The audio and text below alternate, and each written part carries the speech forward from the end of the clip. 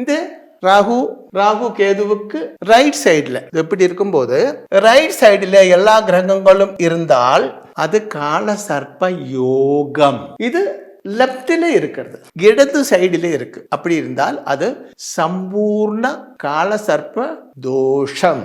இதுக்கு தரித்திர யோகம் அப்படின்னு பேருண்டு. அப்ப இப்படி உள்ள காலசர்ப்ப தோஷத்துக்கு ஜாதகத்தில் எந்தெந்த ராஜயோகங்கள் இருந்தால் கூட அது ஒர்க் அவுட் ஆகாது.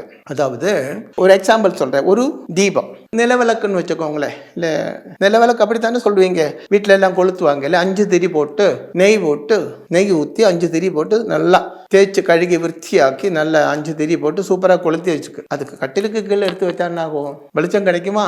கிடைக்காது. கதவுக்கு மறையில வச்சால் வெளிச்சம் கிடைக்காது. அது எங்க வைக்கணும்? டேபிளுக்கு மேலேயோ ஸ்டூலுக்கு மேலேயோ எல்லாம் வச்சா தான் அந்த வெளிச்சம் ஸ்ப்ரெட்டா ரூமுக்குள்ளே கிடைக்கும்.